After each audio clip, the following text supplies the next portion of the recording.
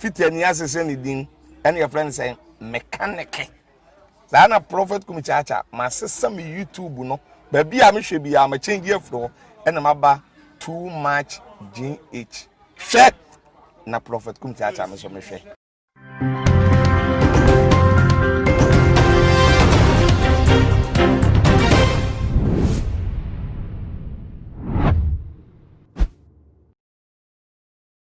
Akwaba sonko enkoma obibia sedane da munya ebre eji edwate ensema yedi ebebe somo ewo too much ye fidie kase yi eso na abusuafo ene dan die yemi abema bi ababontin di nsem bi ababetu edwa afa wo mangana sede eye ye dikanfo wo mo ye wo eye nyoma resources ni nyina na nso so ye nhwe se ye betimi di aboa eye mabunu no ye nhwe se ye betimi di aboa eye wo man na nkasa empunto na dane da de wo mutimi di ye NSM wo mo de berin totofewa ene de ekeka ehu na wo ka ne nsem ni nyina no de ekokosi eye former president awanya ne ba bi ko eye flight lieutenant Jerry John Rawlings eso a je se wo di to edwa SM senka eye ye papa yi emra wo yare ye ene de ni be pie mu ewo US abochimemu a anka enya de se wo betoa eye nananom ewo eye ense edru because Ghana hanu say no eye ni hwe se ye compare eye Ghana eye to US a Ghana de betimi akasa ye de ye efuo bi mu na chese ye de wo because US de ye obetimi agina ne boso ana so betimi de nsense ne boso akasa eye osoro fefe enyankopon kan ye no ewo Bible no eni nyina ewo US eye te say heaven na say empanifo ebejai eye sika wo mo de edi eye emanketo no wo mo de re wo mo na wo mo behwe so wo betimi de aboa anka no ebetimi ayeden aboa mo man no so etumpon because ye ni akade ewo yayare sabia honum ye ni enioma achese se de nka abochimemu wo mo wonioma nka obi yare ye betimi de nasisi eye on the so se de be betimi age ne krankwa no Ghana hanum ni se ni ebi ni hanum baako se sanka ebi wa hanum na se company fo no te wo mani ehwe se wo be ye se de amanonefo wo ma establish wo mo na ko mo so eye bi wa hanum anka se panimu bi mpo eyare a ana se panimu bi mpo ehun etechima mpo na anka obetimi anya ya resentment ma enya de sem wo betimi ahwe eye ne kra enkwante embra wo te sem ye former president we free mu no all those onim se wo wodo obi abekọ na so anya ne won because onim se akade pa Ghana no ye wono ebi enu ehonum na ebusuafo mma yekotie eye ne nsem no embra. Life is good, man. I won't fucking answer me ba se me bema ekwa we nyina ye one way I won't fucking so me ba say me mama ai me say ene my business na me say me confirm me Ghana phone no ahwe so ma head ye ko say me wo Chrome hash phone na me wo Ghana for phone at Ghana de na me ko hwe so me ko ya ye si JJ Rawlings wa to anana no mo nsie do na me say oh obrem point tutu and I'm say ne me mama yakọ ekwan we nyina ai one way ade akọ nyina so ojina so saa de akọ ni fie se surudu we ojina so saa mfuturo nkum eno anso ojina so saa na de ne kosa the system is working oh me say JJ Rawlings nyame fa ne kransie na we anya coronavirus ankomu le mozi isu na namu na omudi ayewu ba na omde chere nya coronavirus anko obefru plane ababru kira besa ne ho yale enka onwu da ko obefru plane abesa ne ho yale because Ghana no hospital kwalebu ho no krom ha senior high school which is called high school no omo clinic far better than kwalebu far better than 37 military hospital far they have the equipment, they have the machineries 1000% better than G Konfanochi because kwalebu 37 any G and highest hospital awo yare a yedo beko eno so ni nyina makowura hoda G ho no kra de medim kofo miensa na akwa amoma wo hoda na kwalebu no so saa 37 so medi nipa ba akwa amwa wo hoda hwe obi krom hwe fom abonten na hwe no hwe fom na hwe stores na wo no glass nko wachiman bia na no glass nko obi ani ho a okobo no akowi ahwe glass nko na every 1 minute bi ambulance si won case so obi ati ahwe na wo be ko bibini krom school ayi kura no na ayi police car so na mu a omo so de towing car na mu in case of so bi car ayi fort abam na say aloko okwan wa no mato ama no na me ka cho say RAV4 2020 so na taxi ene na mantam a so hu enti aburo no won say sisi anu faso bia ni because country bia ni wa be mu aba enti we yare obewu we yare a wo sika se de ubewu e wa afuo mu because Ghana nko an country a me ka che broni kura onyi ni hospital ebo anajo 10:30 to 1 o'clock to 2 o'clock obeko doctor ni ho hospital kwa lebu ayi ni nyina o 37 ekwa we nyina one way obeko doctor ni ho ni akwosisa nurse fo totofifi wabi nurse a onu wa qualify no wotifie wonya adwuma nye ni akofa nurse bia se ni wo fa ayi minister ni wo fa MP ni na ba be si woni di kuro nim tro no si won na nurse wati ase obeko no amuna na nim kusu se de nsu amuna a ba beto anase na nim kusu se fufu a ade ache so fufu no mu amu fufu no da no na me ga cho se TV na bobo obo no TV we nyina aya ban de bia ni wa party bi boso bia ni wa ye bibia so ni nyina advert ni ye wo so company advert ye bia nyuma se anti obi anya adwuma ye hwe fam hwe nipa da sani krom ye fam every joint bia so that's be si wo hwe fam wo de hwe wa hwe fam wa hwe fam eche obi da mu afom wo ka kwan na ekọ no na pedestrian road ni e na TV abubo wo de hwe fam wa hwe fam wa hwe fam wa wo de hwe fo wani da se wo de fo wani na hwe fam hwe fam anti we and totofifi wa fo nkwasiafo bi so na omkotiatra radio so na omo hu se Jonas sisi ade de me kanyansa sem kan okurenti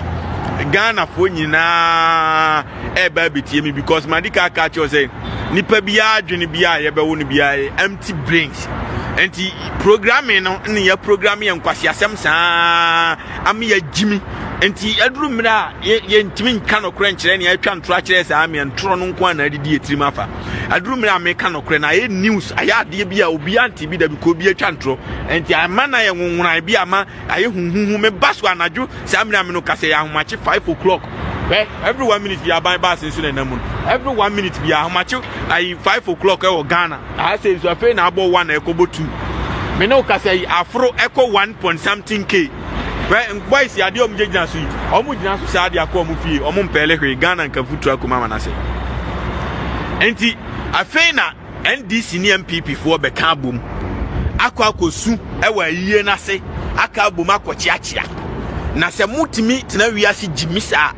se mubetimi wahu za de we akọ we oko jina so sa na de akọ ni fie sa ekwan we su nyina one way ka bia ni we hia ne yonko okroma anti no accident ka bia hia ne yonko okroma yo bibini krom ai abobo ya ai pragia ai aponche akukọ obi anam kwan ba akoso uko ka kire se nipa we ya obede no agye di onyi ni because krom ani ba bia nipa fa ne pedestrian road eso chen ka so akwan eso chen ai atebubu kwan eso chen sunyan road enti se mu no se si afa na NDC ni MPP fo be ka bom no makosusu esunhunu kwase asun se mutimi ka bom kwa yi ase kochiachia eto nsa didi wa yi ase kochiachia ade na muntimi nka momunye development wo manum a jiminti se we start bibia we ba no agya amna kawuram we start bibia no we ba no agya amna kawuram se we ka so ye bibi na bebo Ghana fo pe ene ye ya enye ye ma wo de me nka se ye ton Ghana property ene ye ton ebe ye ene ye o meton ache skadi de ebe se kwanya mu fa so hu se obi wu a eya nti osi nyina ka bom ne ekwachiache ho ya dodo ho no e wo se mu de se nyansa na bi e ka bom na mu if makacho was a prayer uyi ba ko si wa bebu u ka bom a e din se bebu every 1 minute or the ambulance no so having flag na say ni mu minim se mu hu a every 1 minute bi ya hwe obi krom hwe mu hwam hwe fom ti ya yese aya na ya o uti aya na misu ya na mensu no muti say ena abe say ya say ayi mo say asofufo nkwasiafo ne say omo makese me kwasia na mo ya ba baji usika wasore makore shi nyina waje adi wantimi ankese no ama ne ti wo ma o de road draw say chele feel better life now kwasi am ya me kanya nsasem che say next time me nkwa hihye nkwasi ankom no wo me na be bo me o be kese me munnim nyansa na mugu afuom kwasi de okofa bible ba ni kurom na me twa kire no asoy dan bia ni obi anhye nkom ha jeje Rollins kura wuye obi ante manko Ghana Facebook and comment here wote wo na wo hye obi kurom nkom wonu no sa kurom okro nimo president na wawu no kura onim no wonte kuro no kura din da obi ani ho awate me ba Ghana Facebook sesia na me ba be hu sa pop up kurom ha obi ani opa ko Facebook every 1 minute ya so the bola kana mu every 1 minute ya bola kana mu anajo 2 o'clock or the bola kana mu sisa bola opa ko Facebook ko Instagram ko ba bia ko Fox for ko CNN ko ba bia and na picture bia ni where that was say Ghana former president ewu and so pa makrom abola ka foforo so na e ko no han o de opa makrom ha George Bush ana ho ahwan bi nkowu ni ehwe obo se Ghana hwehwani mu radio station fo nyina jimi nko a meka kira brof krom nyindi amunyini because no ntia say possible say ni patimi jimi sa na obi tu ni krom aba krom mu a yetu mu aba kra no obi ankofa ayi obi anya dede now to what say me hye ho nkom wadwen adwuma wo mental problem I gotta tell you man for 2020 na taxi ai na mantema nya jimia ono ayetu ayi no ni krom oba ni krom a limousine na mu a boys de chele wanzi matwa ba kwa kire ba ko nso na eba no ene na mu a omne chele boys na timo omne chele limousine we Ghana nko ohene kura nya bi mu no atena omadi abro sa ohene kura nya ntu ko ka kire boys na omutim na say afuo mu ohene kura nya bi no atena ma omunyini so nti mesramo ya na ya so nyame mfa JJ Rollins class NCA say edom ni gu ho you we afa na omo kobo nsa afa na mi no eta na mi no me why say sika no on ebetimi employ proper nurses me see ye ka racist the word racist bibi ni krom na wo woni sika ya aboa eye racist woni sika bibi ni krom wo ya aboa eye racist mukura nyamu na majimi ya sika anya hwe every 1 minute you are buying bass na mu nyamu na majimi ya na ekono every 1 minute you are no you good right there every 1 minute you are buying bass na anaju 2 o'clock every 1 minute na kwasia bisa ho se wo na atiafuo mu na wo kotua sika akofro ba ayi to obi trotro na obi taxi wa ato asi won bisa ansa anaju 2 o'clock ko sori abenya binu afo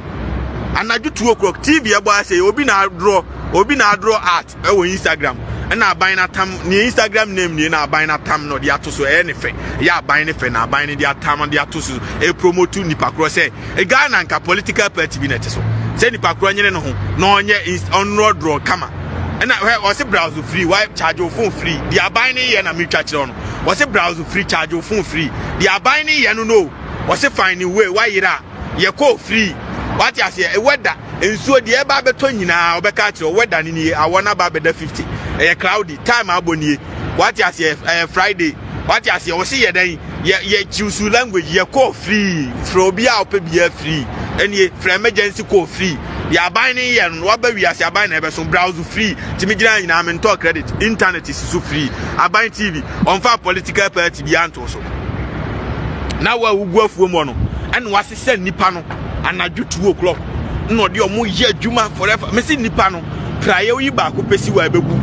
ukaboma he en wasese nipa no na anaju 2 o'clock omo sisa bola bia ma mi twankyere na hwe niye enie en omo sisa bola no bola ka na siwo no omo sisa bola bia wo kromu bia entina bisa wo fa so oba brochi wa hun tontom physical da